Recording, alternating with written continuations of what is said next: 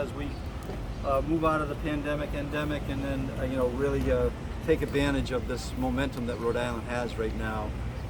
It's great to be here, but certainly happy to be here with our town manager, Anata, and thank you for your leadership during the last couple of years. I know that we've worked together very well, and we're going to continue to do that, and we continue not only as your leadership on a statewide basis, but also local, with the league. And we continue to have meetings with our 39 cities and towns every week.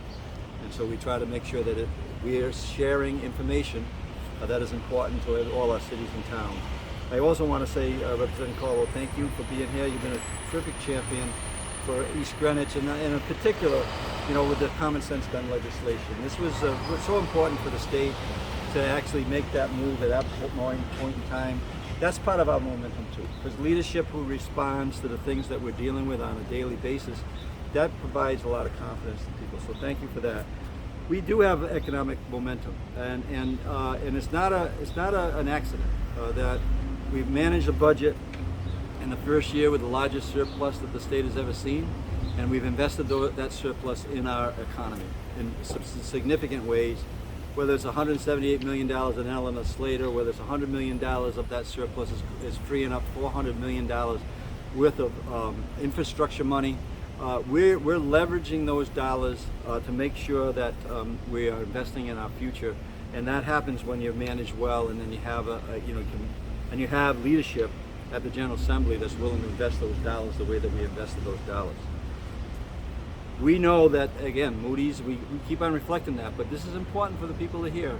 People are very proud of the fact that we are leading the Northeast on an economic recovery, and last time we looked at the Moody's indexes, we were number 2 in the entire country in that area.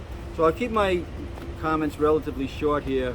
The purpose of being here today is to talk about what we're doing at Commerce, and the fact that we introduced, for the first time publicly, our new Secretary of Commerce, in Liz Tanner. And Liz and I have worked together since I've been Lieutenant Governor, making sure that the 39 cities and towns are like high on our list, and that our small businesses are right there as a priority. And I know that Liz is going to do a wonderful job. But I wanted to kind of introduce to the public her and also the projects that we're working on, from Tidewater in Pawtucket to the Superman building and beyond. Right now, one of our phase focus was on the Rhode Island Rebounds program. The General Assembly provided 10% of that $1 billion to help multiple areas, whether it was child care, whether it was in our small businesses, or whether it was in housing. And all those dollars are being actively engaged right now. 2,300 small businesses received grants totaling over $11 million of that initial down payment. So we can't stop there.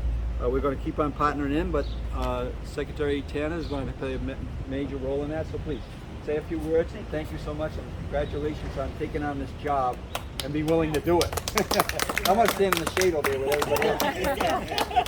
I'm so jealous. Well, thank you, Governor. Thank you, Andy. Good to see you. And thank you, Rep. Very nice to work with you always. I just want to say, I'll start by saying what an honor it is to become the next State Commerce Secretary.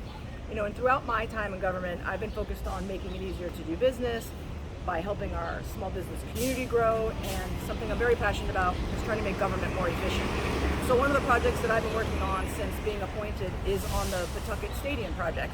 And under the governor's leadership, we formed a working group that I chaired, and we know the board had a lot of questions after the last board meeting, so we went to work with our colleagues in the city of Pawtucket and with the developer to get that done, and we made a lot of progress. The governor made it clear that the project needs to have strong taxpayer protections, including that the state money would not flow to the project until after the project was actually built and completed. And we've also asked the developer to consider adding more housing units to the project, to the housing piece. And as I've said, we've made really good progress. At the city and developer's request, we will be bringing the project back before the Commerce Corporation on Monday, with the anticipation of a vote on the stadium piece only.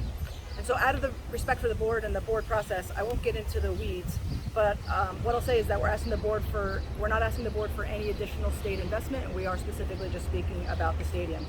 And so this is a critical project. This is a critical project for the city of Pawtucket and for our state. It's going to create jobs, it's going to bring in tourists, it's going to make Pawtucket an even better place to live and visit. And with that, we're very happy to be here in East Greenwich and start to do some shopping soon.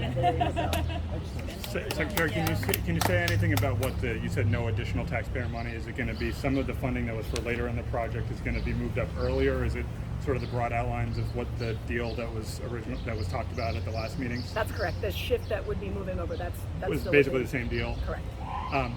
Do you think that in the future it's going to be necessary to provide more taxpayer dollars eventually for those later stages too? And if so, how much do you think that might be? You know, we don't know yet. It's too early because we're changing the project. You know, there was an office space piece that's going to be now converted to more housing thanks to the governor's request for more housing. So it's just too early to tell.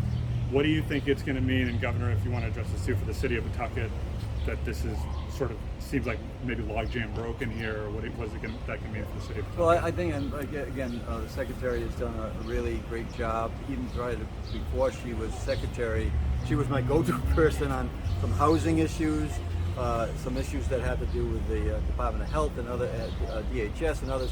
So this is a role that was very comfortable in. What it means to Pawtucket is it is their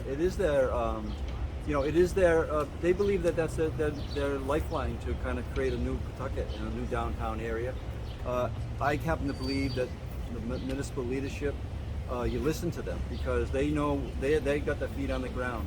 So that's why I'm supporting this project the way I am. But as Liz said, we're going to only have what's in the project right now. And the city of Pawtucket, as it was outlined several weeks back, I asked them to make sure that they were part of the contribution in terms of the additional dollars, and they've committed to $10 million. So we think that everything's in place to get the project built, to get people working, keep the economy going, and we'll have faith in the management team that believes that they're going to really knock it out of the park with soccer in Pawtucket, and that'll just extend into the next investments that we make. You're obviously the chair of the board, but you're only one vote. Are you confident that the rest of the board is going to accept this deal? There was some skepticism on the board about it before. Yeah, and that's one of the reasons that we did what we've done over the last several weeks, right? To make sure that there was multiple touches with the members on the board. They had the opportunity, and Liz did a great job engaging with the board members. What are your questions? Getting those answers. Putting a small group of people together, as Liz said, I put a small group of people together that could kind of work through getting that information. And now the board is going to have the information that it needs. So they're not going to have to sit there and say, oh, I don't know what I'm voting on. They know what they're voting on. And then we believe that we'll have support because it's a good project for the city of Pawtucket, but it's also a good project for the state of Rhode Island. All right, let's kick off. Oh, just if I could ask you a question. When will the taxpayers find out, number one, what the totality of the investment, air quotes, by government will be, and will we see the numbers that were so fundamental? What type? They're talking about essentially abandoning downtown and creating a new downtown. When will we see things like average rents for apartments, rents for retail space, all the minutiae, the actual math that says that this stadium will in fact meet its debt service? Well, first of all, anything that's going into the project will certainly be public information at the meeting when we have on Monday. And there's a full understanding. The board is going to know exactly what they're agreeing to or disagreeing to.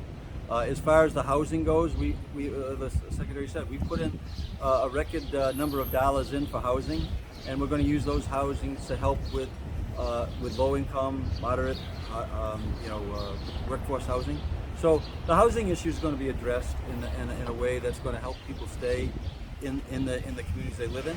But also we're going to invest in tremendous amount of dollars into job training. We have the lowest unemployment rate we've had in ever, and yet there's still people looking to hire people. So and good paying jobs. So it's all part of the whole strategy, and not one piece stands alone. All of them have to work together. Final question, will there ever be any taxpayer input into this? What was remarkable about the Pawtucket Red Sox move, and ultimately one of the reasons why they were forced out of the state, was that taxpayers have no appetite for this type of investment of tax dollars into private investment. There was a transparent hearing project.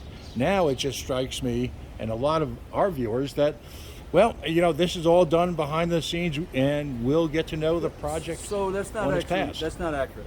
So the dollars that are in the project right now that we're not going to exceed have already gone through the process of the General Assembly. There's no new dollars there. If we provide new dollars, whether it's in whatever form it is, it will go to the General Assembly, The Speaker and the Senate President have said that they're going to engage with public hearings if there is any additional tax dollars that's in the project, and we're going to make sure that that happens. All right, let's Thank go you. for a walk. Yep.